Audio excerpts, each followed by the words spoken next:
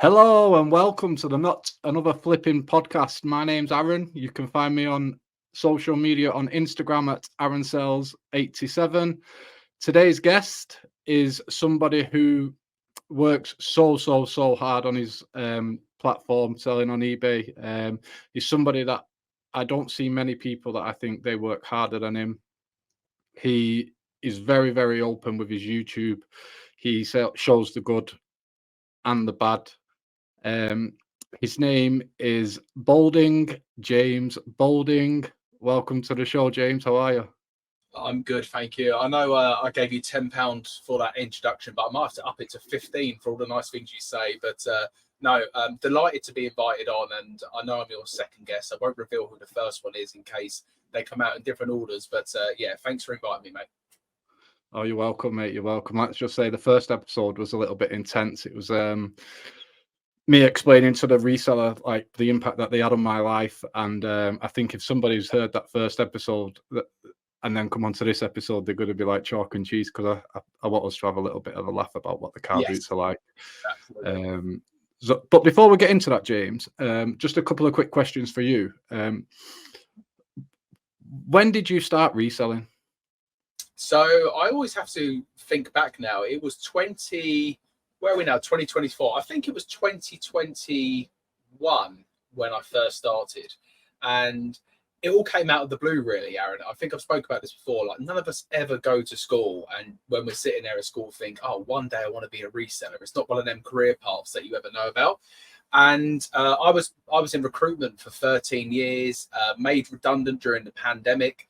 And I was a bit of a dead end, feeling like, what do I want to do now? You know, I got paid quite a nice redundancy pay. I've always enjoyed the hustle of the buying and selling side. And I just made a decision after watching the likes of Nick Hills, George Ross, and a few others on YouTube that actually you can make reselling a job, which before seeing them on YouTube, if someone said to me you can make it a full-time job, not a chance in hell. Yeah, and then you get that with people now, though, don't you? Yeah. When you explain to people what you do, they give you the reaction that you would have given prior to knowing what you know now. It's mad, isn't it? Yeah, of course. And I took the plunge, went full-time straight away. And the reason I'd done that is because, as I said, I had a bit of redundancy money behind me where I know I could give it a go for 6 months. If it doesn't work, I can go back to a recruitment job. The world of recruitment is very much that. If you've got the experience, you can literally apply for a job and be in the job within a couple of days. So I had that security behind me. And yeah, I've been doing it now for over 3 years now, doing it as a full-time eBay reseller. Awesome. Well, I've watched your. Did you come to YouTube about 2 years ago? Was that when you started YouTube? Yeah, it's coming up to 2 years this summer. When I've started YouTube, and that was again something I never thought I would ever do. I was happy just selling and stuff, and then YouTube just came about, really. Yeah, and you've done some pretty crazy things with your YouTube channel. You did I'm sure most people listening will know this, but you did a 24-hour listing live stream, which, I mean, Jesus Christ, I would not be able to do that, mate. Like, so I tip my hat off to you for that. Like, it's one of those things where I think I watched some of it. I'd never spoken to you then. I wasn't on Instagram, so I just kind of like watched from afar.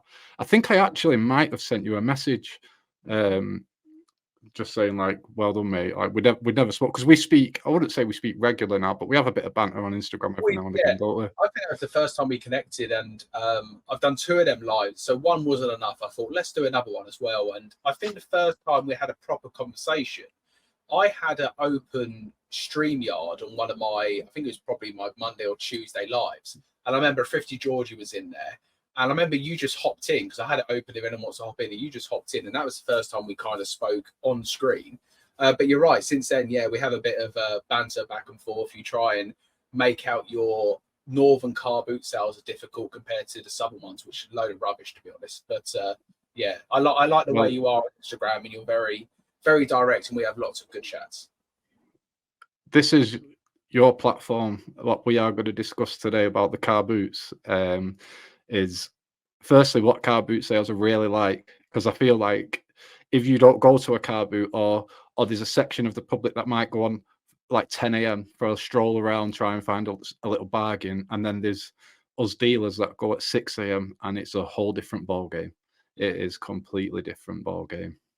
Yeah, it's absolutely, I'll be honest with you, I think it's savage at times. It's one of them where you do have to be first or you're last as a reseller, I feel. So there's been times I've been in fields at 4:30 in the morning, feeling like I've got the edge, and then for people to say, "Oh, I've already been here an hour," head torch on, racing around.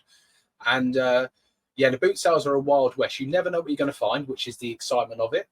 But sometimes you can just be a busy fool and just sprint up and down because you're so scared of missing out the stuff you don't see. It's crazy. And Honestly. I think some of the best success I've had from the Carboot, mate, have been the times where I've just relaxed and not done what everyone else does, where you're just racing up and down and just taking it slow, because you miss so much by going so quick. Well, it's one of those things, isn't it? Like I find my biggest enemy at the car boot is myself. I get in my own head. Like I feel on the way there, I feel a change in my emotions. I'm in my own head. I'm like, oh, I need to do this and I need to do that. And I think, like you say, you can get there and you're just a busy fool. Sometimes you go around, you're 100 miles an hour, you miss things at tables, or you see somebody pick something up. This for me is if I get there, I'm always there early. But if I see someone pick something up, that's great. They kind of can affect my whole car boot experience for the rest of the day, because it's in my head. I'm like, I cannot believe that I missed out on that. Yeah.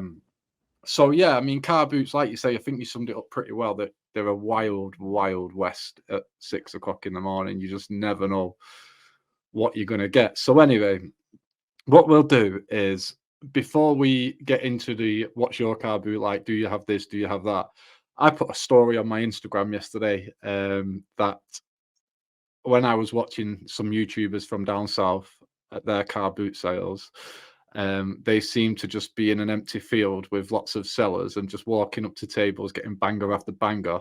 And in the north, it's completely different. Now, before I give you your right to reply and you can put me in my place, I think I should just fill that argument out a little bit more, and try and balance it a little bit.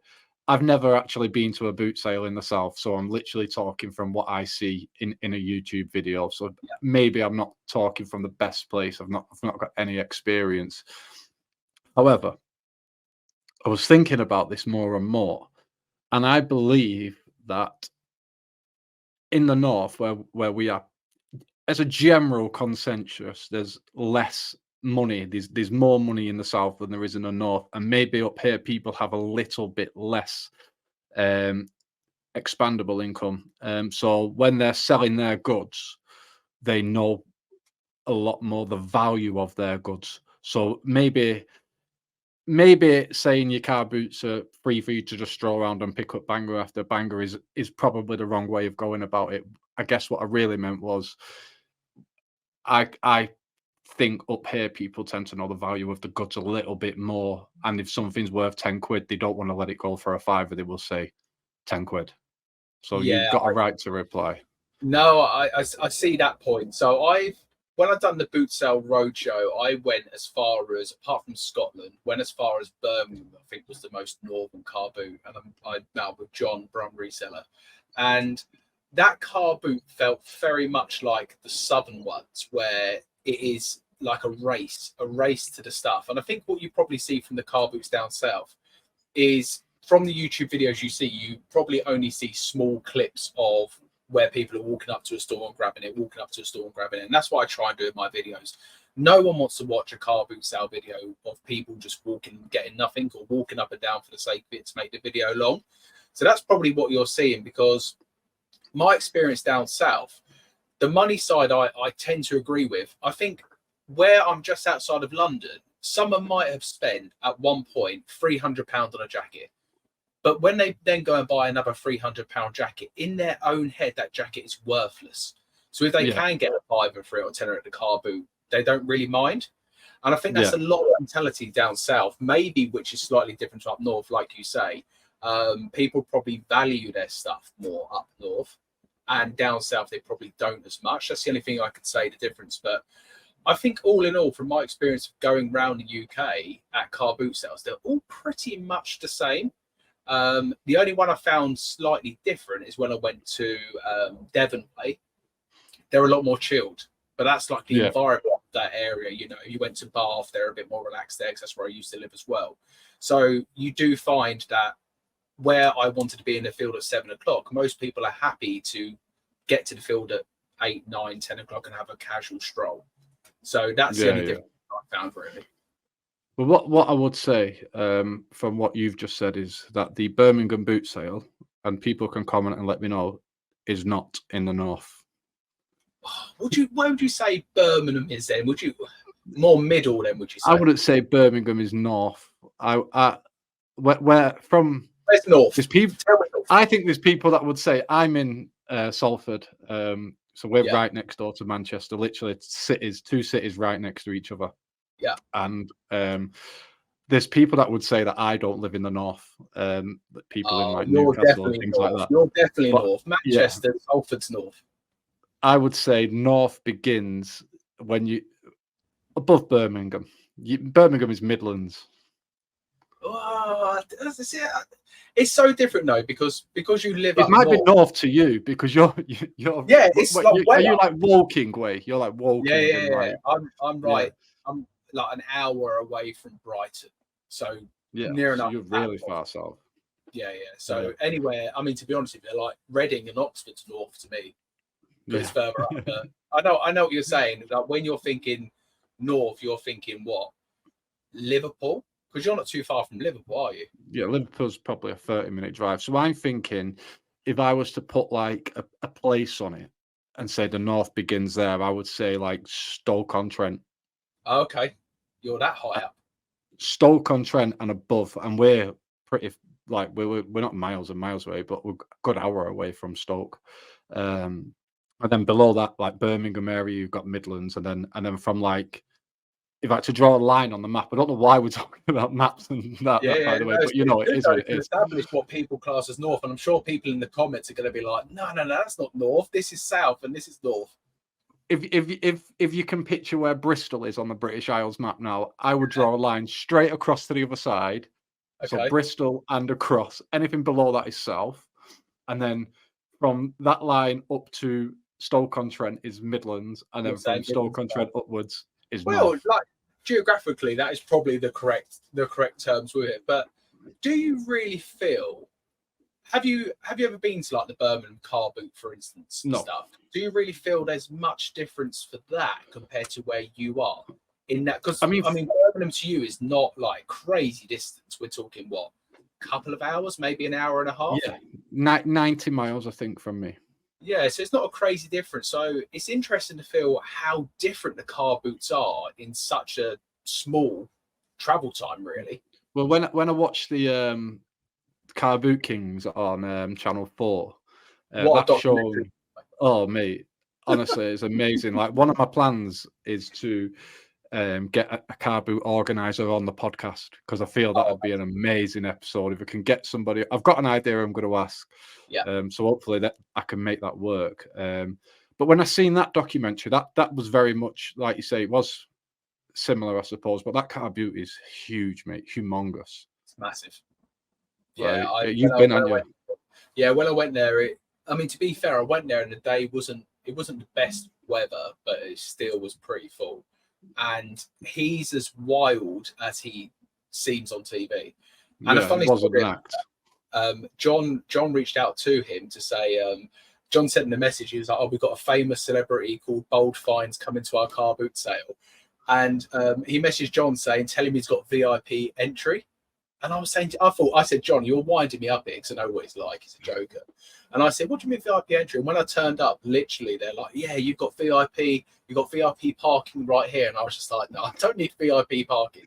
But he's as nuts as what he comes across on the TV. But that show, I remember watching it with Mrs. and she was like, is this what you lot are actually like at the car boot? And I was like, it's exactly what we're like.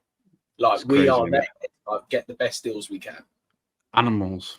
Yes, well, that's been said again. That's been said. Vultures, animals, the worst of the worst. But at the end of the day, we've got to remember that this is how we're putting food on our tables.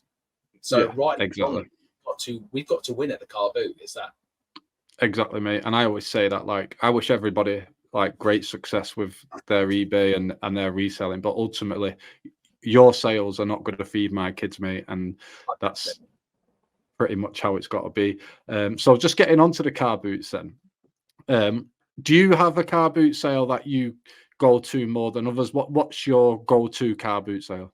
Yeah, so when it's on, it starts again start of March. On a Saturday, I go to one called Moss End, which is Maidenhead Bracknell way. So that's my regular Saturday one. I love it there because the organisers are spot on. It's cheap enough to go in early entry. It's £3, and what they're really good at, if the weather is looking like it's a bit, it might rain in a couple of hours, they let everyone in free. So they're not one of them to say £3 and it's up to you. It's a case of, the weather's not looking great, so come in free today. So they're really on the ball. That's good. And they like resellers. I know some car boot sales are a bit with resellers, especially with the GoPro as well. Some car boots don't like people filming. They know who I am. They don't mind me filming. In fact, I shout out the car boot all the time, so it's good publicity for the car boot as well. So that's my Saturday one. And then Sunday, I've got a choice of 3. So I've got Borden, which is Hampshire, which is a 45-minute drive. I went there this Sunday and it was rubbish. I come home with nothing. It was dark. It was a bit wet weather-wise. And I thought, you know what, it's probably a bit too early. And then I've got the A3 Guildford, which is like massive, that car boot sale. And then I've got one local to me in Walton called Apps Court, which is big, but it's more local. So I tend to go to Apps Court or the A3, depending on how I'm feeling. I think I've seen a few people. A few YouTubers go to the A3, don't they? Yeah, A3 and Borden, you'll see a lot of YouTubers there. But what I've worked out, you don't have to go to like the biggest car boot sale to have the most success. Like I've been to some really small car boot sales and come back with the best stuff, and gone to the big ones and come back with hardly anything. So it's really weird to say. It's luck of the draw, not just where you go to, but right time, right place a lot of the time.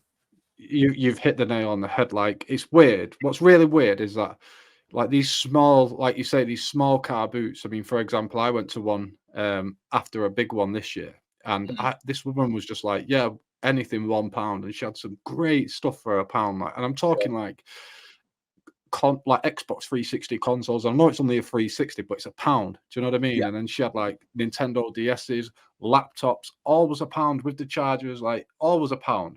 And I've been to a big one. And what's really strange is if I was to say to you, there's 2 car boots on this weekend, James. We'll go to, there's this one, it's really small, there's maybe 20 sellers, or there's this one that's got 100 sellers. It's a bit hit and miss, but it's big. Every time you would say to me, let's go to the big one. Of course. You would never choose to go to the small one, even though you get absolute bangers at these small ones 9 times out of 10. It's crazy, isn't it, how your mind thinks like that? Yeah, because your mind straight away goes to, right, bigger boot sale, I've got a potential 100 stalls to look at, so I'm going to end up getting more stuff. It's the whole thing of trying to work out the maths of it. Or you can go to another one, there's only 20 stalls. But I'm trying to flip that a little bit this year. There's one local to me, which has been on over the winter. They do it once a month. And I know when the big ones open, they're not getting any of the normal resellers who are there at the moment with me. They're not going to that one. They're going to the big one. So I might try and flip it a little bit this year and say, let me go against the grain. You lot go off to these big ones and fight it out. Let me have the small one and let me see if I can actually pick through and have more opportunities that way. So, but it is that. It's luck of the draw. I mean, knowledge plays a huge part when it comes to car boot sale. And that's what I'm trying to do a lot more, especially with clothing, trying to front load my knowledge. So when I'm at the car boot, there's no delays. There's no stopping, looking on my phone, looking things up, see whether it's worth to pick up. I'm hoping that people are not going to know as much as I do when it comes to clothing. So they pick up an item, look at it and say, I don't know this brand, put it down. And I'm straight away like, yeah, this is a £100 brand. I'll take that. So I want to get the edge. And that's my plan for this year. But yeah, I can't wait for the car boot sales. And I think another 12 weeks they're back in full swing. And then we've got a whole season. But UK weather, you just never know, do you? Whether we're going to get a whole season or half a season. Well, speaking of that, my car, where I live, Bolton Car Boot is a Sunday car boot that I can get to. That's massive. I've seen videos on that. It's quite a big car boot. That's on a Sunday. There's also when the season's on, there's one at a place called Bowley. That can be really, really big. We've got Adams Chelford. Again, that's well, I've only been once, but it was quite big when I went. So Sunday, like we're quite spoilt for choice within like a 20-mile radius. But my Saturday one is at Barton Airport, which is I walk there. I get my trolley and I walk there. Well, you dragged the trolley there. Yeah. Like I just walk there with the trolley, and it starts. Buyers is 9 a.m., but they do an early bird 8 a.m. For £5. Now, some great news from them this year. Well, just go back. Sorry. When you talk about your Saturday and the weather, ours is the same. If if it rains on Tuesday, the Carboot on Saturday will be called off, like because it's on an airfield. We need a few days of dry weather for that to go on, Sure. and I think that is more the airport than the Carboot organisers. So last year, what happened was the boot sale started and the weather was great for weeks. And I was saying to Leanne, my partner, I was like, this is amazing. It's on every week. It's really big. I'm getting some good quality stuff. Like, this is the year. This car boot is going to be the number one this year. Yeah. And then what happens? They hold a festival there. And the weekend of the festival, the car boot's cancelled, obviously. And it absolutely pissed it down all weekend while this festival was on. And this is like July. Yeah. And then the car boot never recovered for the whole season, mate. That was it, done. It ended in July. Wow. There was no more car boots. But what they've done this year is the organisers of that, it's part of the same company that do Bolton. Around the corner from me, I live very close to Salford Red Devils Rugby Club. You know, they play in Super League, and they've got a Sunday car boot opening there now. Nice. And it's afternoons. So mate, I'm in dreamland, right? So I can go to my Saturday one and walk there. Yeah. I go with my friend on Sunday morning to Bolton, come home. I'll have a couple of hours at home, and then Salford City Stadium is the same distance as my Saturday car boot, and I just have to walk up there in the afternoon. So I'm feeling like spoilt this year now. I'm G'd up for it, mate. I can't wait. We don't have any that I know of down south. And when I say down south, I'm happy to travel. Look, I'm happy to travel like an hour and 20 for a car boot. I don't mind the travel. But we don't have any down south I know of which are afternoon. And I've also spoke about on my channel as well. I've also spoke about someone needs to do like a Saturday evening car boot sale, like an underground car park, all lit up. Like start it at like 5 in the evening, like 5 till 10 or whatever, 5 till 9. I think there's so many opportunities. And the other thing I would like to see car boots introduce, and what you're saying there about having your local ones, is like a season pass. I don't know why any car boots haven't said, we will charge you £50 for the season. And that means you get free entry to every car boot and a coffee or whatever it may be. Yeah. I think that would be a great idea because you get people who would, like me, who goes to the same one every single week, who'd be willing to pay for a season pass to save a little bit of money and to kind of give them a bit more commitment that people are going to show. Yeah, that's a great idea. One thing that I wouldn't do, though, is that obviously you don't want sellers with a season pass because you don't really want to be seeing the same sellers every week. You know what I mean? So the buyers only season pass. Yeah, not the sellers. That's great. Anyway, what I do now is I want to just talk a little bit more in depth about the car boot itself and like the carnage that goes on. So what I will do is I'll explain from like, I'll choose my Saturday car boot and I'll explain to you how that works and what we see and what makes me laugh and like what makes me curl up and cringe when I see something. So how our Saturday car boot works, like I just said, you can get in early at 8 o'clock. So when you walk onto the airfield, you can quite clearly see where the car boot's going to be. There's like makeshift fences where you have to wait as a buyer. And it's amazing, mate, because you turn up at 8 o'clock. Well, obviously it's 8 o'clock letting, so we're there normally about 7:30. You see the same faces, all the other traders turning up at the same, all the other dealers, turning up at the same time as you. Yeah. And when they let the cars in to park up, the cars drive directly past the queue. So you can see everybody's like this, all the head movement, looking in car boots and like jostling for position, because where they actually have the car boot is probably about 100 yards from when they let you into the car boot. So, I mean, what I'm about to say, I am guilty of. So anybody who's like maybe seen this, who's seen me at this car boot, you know I do this. I'm not just taking the piss out of you, I'm taking the piss out of me as well. But when they let you in, I've got my trolley and I find myself doing this weird little run.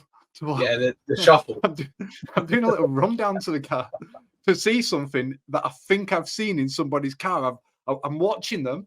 I watch them drive past me. I look in the back of the car and my eyes don't come off that car. I just go and watch where it parks up. Like I'm going there and honestly, mate. And then also what I find as well is there's people who I see all the time at the car boots, and like one of my good friends, I know he's going to be listening to this. I met him at the car boot. Like we have banter and that back and forth now. We go do things away from reselling as well together. But I met him through this car boot, and you find that there's some people that like you don't know anybody. Everybody, you've got the same relationship with everybody. You just see them at the car boot, but there's some of them that you really, really dislike. And you've never spoken to them, and then there's other ones that you just like nod and you let on to, and like you'll say, like me and my friend now, we got chatting because he seen me looking in a box and he was walking past. He was like, "Oh mate, it's not in there," blah blah blah blah. And then we forged a relationship kind of from there. We just got chatting, and but there's other people that you really like. I don't want to use the term despise, but you really like. You want to beat them. You've got this in you, like I need to beat that guy today. I need to make sure that he does not get that. So yeah, that's kind of like how the start of my car boot works. And then other things like that make me really laugh at a car boot is like you'll get the same people they're walking past and you can hear them just like, "Have you got any games, any console, any gold?" Like that happens at every car boot, mate. And it's just amazing. Any car boot, it doesn't happen at.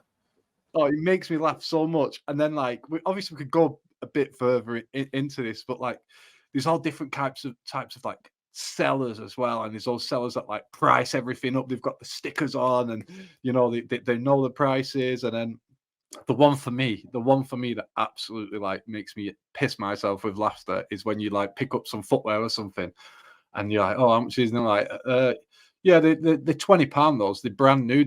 They've only been worn once, and you're like, "Well, what did you do the fucking 3 peaks challenge in these that one time that you wore them?" Because they are not new. Like I have eyes, I've got eyes. I can see right now that what you're telling me is a blatant lie. So that really makes me laugh at the car boot. But I mean, if you want to kind of say about what makes you laugh or what goes on at yours. Like, you could have been describing my Saturday one as well, to be fair. The only difference is when you arrive for the early bird, there is a couple of like the traders who are already there. You can always tell, it's like you say, it's the same faces, same spots. They have their certain spots. So you kind of just walk past and maybe just say hello, but I never really look at their stuff most of the time. And then our Saturday one is they're super strict with the whole boot divers. Now, I'm not a boot diver. If you are a boot diver, up to you. I don't do it. I'd rather just wait. And if I see something in the car, I will rather say to the person, "When you get a sec, do you mind if I have a look at that?" But anyway, but they're really strict with the boot divers. So if they see anyone go near anyone's boot, trying to open the door, open the boot, they're like, "Get away from the car." If they see him do it again, they literally boot him out of the car boot. And I've seen it, which is good because I think it encourages them normal car boot sellers who aren't there week in, week out to come back again and to sell more stuff instead of being like, "Do you know what? I'm not going to go and do a car boot." So yeah, that's a great point, mate. Because ours is similar. They start letting the cars in, like 7:30 before they let people in. They give people like half an hour to set up because imagine like, I mean, we're in the game, so it doesn't phase me. Going to a car boot sale does not phase me in any way. But imagine like you go in and you just want to get rid of a few bits, and then you've got these like strange blokes coming up to you asking if you've got Lego minifigures looking in the back of your car, and like that must be like. I've seen it. I would not. If I was a seller, I'd be like, "Look, mate, move out of my space now." But yeah, you are right, mate. I am not a boot diver. I know somebody's going to comment on this and say they've seen me boot diving before. But just to clarify on that, I knew the seller. Like the seller, I knew him personally. So we'll let you off the one time. But yeah, I don't go in people's boots. I find it rude, and it really gets on my tits. it's all similar. And then you've got the whole any gold, any silver, any games, any Lego figures, any this, any that. And I love the ones, especially the gaming guys, because they are literally games, vinyl. And I remember one week, and I always remember this on a Saturday one. This guy, like you mentioned here, not going to mention no names. He's not like a YouTuber or anyone. On a Saturday one, he's so smug at the Carboot that he gets all the gaming bits. I remember one week he had gone and done his games, and this woman put out a Game Boy after he'd gone past. And she said to her daughter, "No way I'm selling that to a reseller." I picked it up and casually, like, "How much a Game Boy?" She's like, £2. I was like, "Great." I went straight up to him. I was like, "Oh, man, you missed this one." I thought, I'm going to get you back on. You get them ones. And then the things that really annoy me at the Carboot, there's a few things that I mentioned before. The toilets at Carboots are terrible. But that's like you go to festival. So I go to toilet before, and if I need to wet myself, I'd rather wet myself, I'll be honest. Honestly, I was just going to say that I'd rather piss my pants than go in them toilets at the Carboot, mate, because they are disease carriers. That's all they are, carriers of disease. The two things that get me from and I've seen resellers do this, it annoys the life out of me, smoking at people's stalls. Like, if you want to smoke, fine, but I see them like fagging mouth, like breathing the smoke over everyone's stuff. I'm thinking, like, if I buy it now, I'm going to take it home. I've got to now sort that out because of you. And the other thing I hate from the other side, it's this much on eBay. That always really winds me up, because I always do say to them, like, yeah, but you're not on eBay. You're in a cold field on a Saturday morning. Like, if you want eBay prices, go and do all the eBay work. Pay all the eBay fees. Like, right now, you cannot be quoting eBay prices. Oh, mate, that is something that gets massively on my tits, like you say, because you're in a field, you can't demonstrate it working. And not only that, as a buyer, you get more protection if you go through eBay. Like, I'm going to buy this off you. I'm never going to see you ever again. There has to be that element. Yeah, there has to be that element of appreciating where you're selling. So, when I did a car boot last year, literally what you've just mentioned happened to me. Some guy came up, he had fag in his mouth, both hands. So the fag was just in his mouth, like smoking away. He's got all the like a pair of chains. Like, "I want these, mate." And I'm like, "Mate, do you want to just like move with your fag? Like, you all over my stuff. Like, there's ash dripping everywhere. You want to know how much these are?" And then also, like, I make sure that I price my stuff. I said to Leanne, like, we are not bringing anything home from this car boot.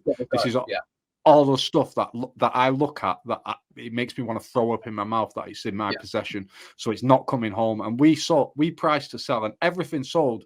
There was probably an hour left at the car boot, and we just went home, like, because everything went. I was practically like your video where you was practically giving stuff. I mean, you did give stuff away for free. I would like just take it, because I'm the same as you. I don't want to take it home. It's a waste of my time to restore it. Waste of my time to have to take it to like a charity shop to donate.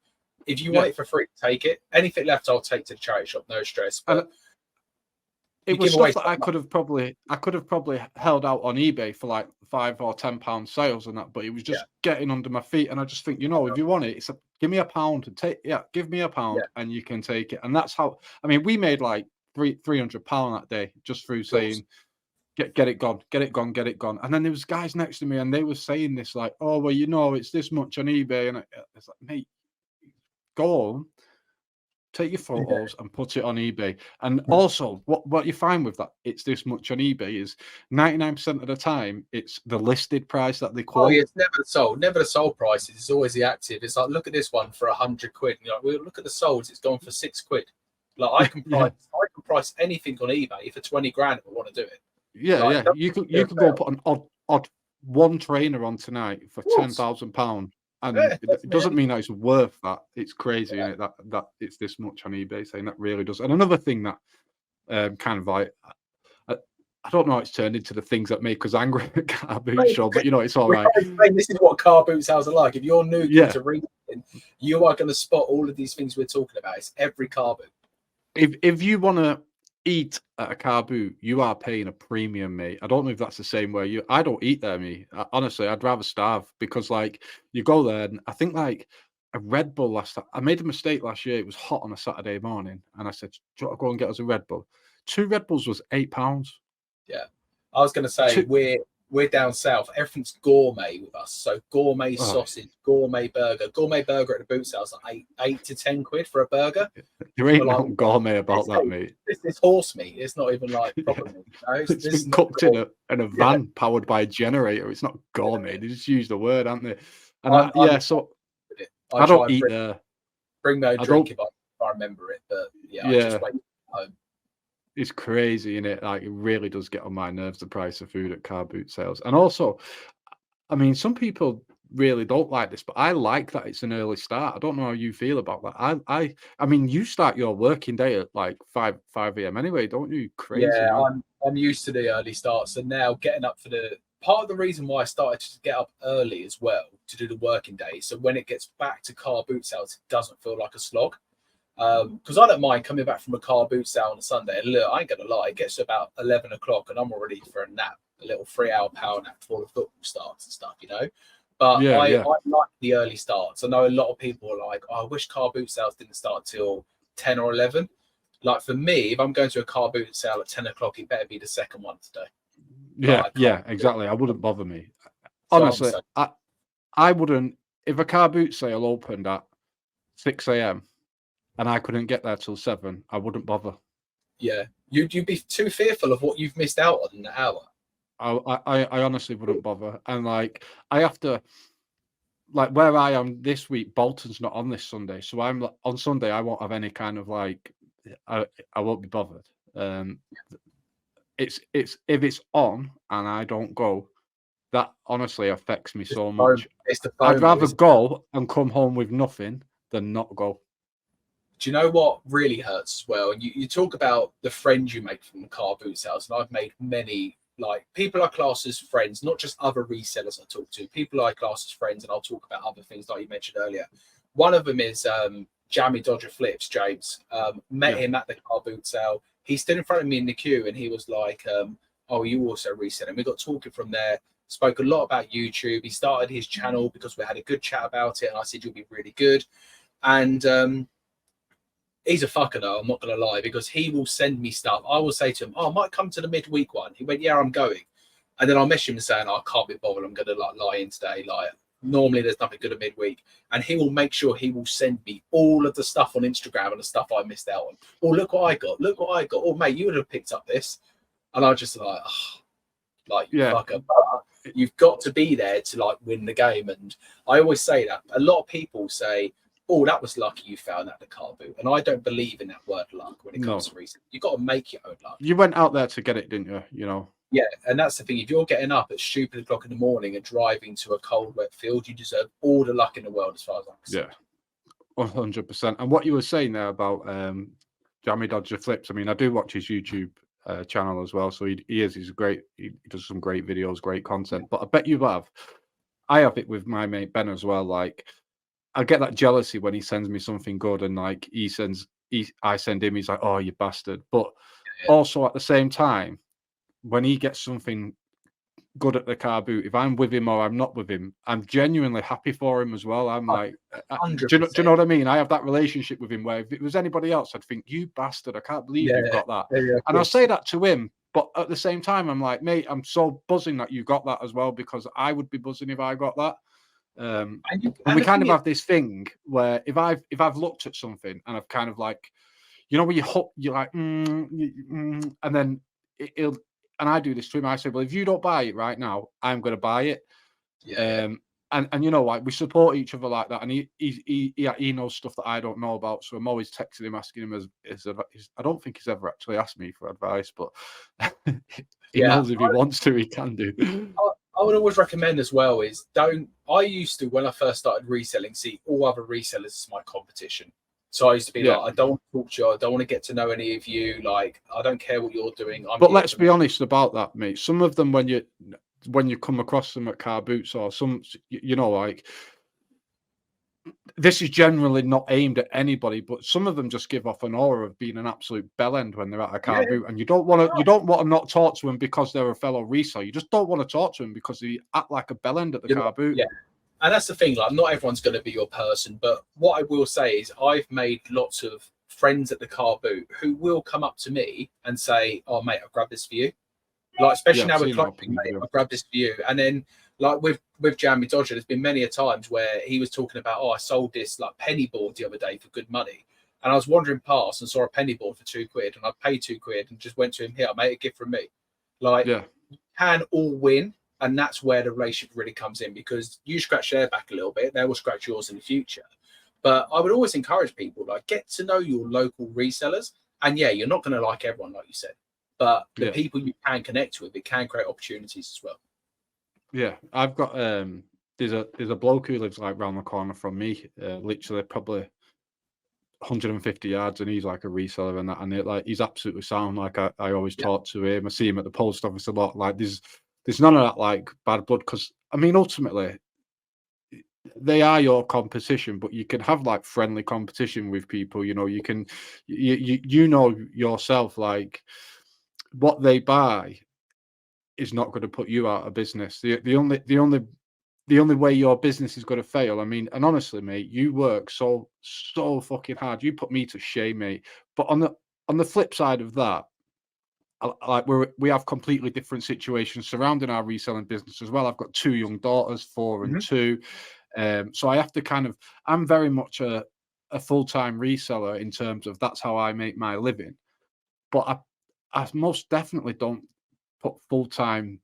I do full-time hours, don't get me wrong, but I can maneuver it and change it around. And like But some got days more, you've got more responsibilities than me, and that's the fact. Like we've got me and the wife here. We've got our 2 cats who do take a lot of looking after because we pamper them too much. Like, you know, I would say it's her, but it's more me.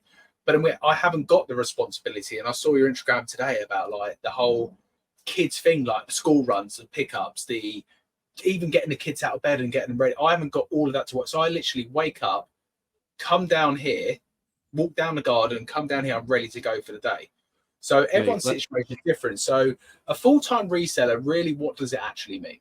Is it full-time effort, honestly, or is it just working 24 hours a day? Because I don't want to be doing eBay 24 hours a day. well, when I see what effort you put in and the results you're getting, mate, like I don't feel any kind of like jealousy or envy towards that, because I understand at this moment in time, my daughter's, the eldest, has just started nursery, and we have the baby that she's 2. She's still here with us. Of course. And my goal is to, when the youngest starts education full time, I want to be in a position where I've done everything I can by September 2025 to then be able to go bang on the lift off button. I don't want to get to September 2025 and still have something that's holding me back from pressing that lift off button. So I've got this time now, 18 months or whatever it is, to really like get everything in order, just do little things that are going to help me along the way. But you mentioned my Instagram story from this morning. Jesus Christ, mate. Let me tell you about. I always laugh because you're like, if you've got kids, you'll understand. I'm like, I don't understand. I was going to actually put you like, gutted. Honestly, mate, people message me straight away. Like, you don't even have to say, mate, we know. Yeah. And so I'll give you a little rundown of like the previous fucking 14 hours, what it's been like in my life. So we got into bed last night about 10 o'clock. I couldn't settle. Some nights I can get to sleep so easy, but I couldn't settle. 12:30, the 2-year-old woke up at 12:30. Right. So I'm getting out of bed at 12:30. I'm taking the 2-year-old downstairs, getting her settled, and we fell asleep. I ended up putting her in a pram and giving her some milk, and she fell asleep in the pram, and I fell asleep on the sofa. Now, my sofa, mate, is what I would call the breaker of all backs. If you sleep on that sofa on your back, mate, you feel it for weeks afterwards. You know you've spent a night on the sofa. So that happened. And then this morning we got up. Leanne's feeling a little bit run down. The kids are running around like fucking wild animals. And I said to her, I'll take Olivia to school, babe. Don't you get yourself dressed. I've had a shower. I'm dressed. I'll do the school run. She's like, oh, thanks. Really appreciate that. And there's no problem. We come to leaving the house, and the 4-year-old mate has a breakdown, like a fucking mother of all breakdowns. It's literally like a stranger, like I'm this stranger that has just decided I'm taking her to school, and she was having none of it, mate. So a mum had to then get dressed and take her to school, and she was late, and the tension in the house, and I'm thinking, fucking hell, give me a minute. And then her mum got back and the baby started. So I'm like, fucking Jesus Christ, man, I've got a million things to do. So I said, listen, appreciate the baby's kicking off. I've got stuff to do. I went to the unit to get orders of stock. I got to the unit and realized what I needed was already at home. So I'm like, fucking hell, one thing after another. Mate, I get home, I printed my labels off, I packaged my parcels up. What did I do? I've put the wrong fucking labels on the wrong parcels. Like, I have had, honestly, mate, I've had one of those days where I just wanted to fucking end me. Yeah, you're like, it's a Friday as well. You're just like, where's the weekend?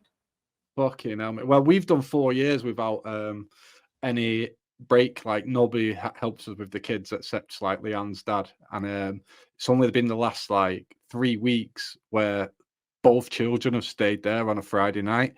And like I said to my missus this morning, I said, how did we get through 4 years of not having a break? Because it gets to Friday now and I'm on life's edge, mate. Like, I need that break. And it's horrible as that sounds, mate. It's so hard doing this with children all the time. Like a similar way, like you say, your YouTube shows only 1% of what you do. Like when I posted on Instagram and that, it's a very similar. I might be taking photos and I've got a 4-year-old pulling me away out of the office, and I'm like, I just need to do this, and you know, it's crazy. They don't get it at that age and stuff. But no, I think anyone who does this, like in any situation, everyone's situation is so different. Any situation, if you do this full time, and that's what I was speaking about the other day. The 1%, you only see 1% of what people put on YouTube. It does not paint the full picture. And for anyone thinking reselling full time is an easy way of life, it's really not. But it's the best job in the world, I will say that.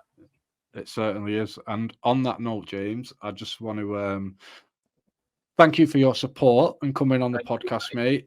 Second guest, 2 amazing first guests. So hopefully people will subscribe to this YouTube channel, subscribe on Spotify, give it a share, give it a comment. And we've got coming up a episode about reselling and parenting, so that should be an interesting one. I've got a great guest lined up for that as well, so that's going to be one where we just talk about how we tear our hair out and what it's actually like. So that's coming up. I've got an episode coming up on crackhead smoking charity shops, so that should be a laugh. I'm looking forward to that one. But yeah, top man, James, thank you for coming on, mate. Cheers, guys. Not Another Flipping Podcast is presented by Aaron West. You can follow Aaron on Instagram at AaronSells87 and subscribe on YouTube at Not Another Flipping Podcast. This podcast is produced and edited by Matt Dean at QPod, Oldham's only dedicated podcast production company. Visit kupod.co.uk and follow them at QPod UK on socials for more info.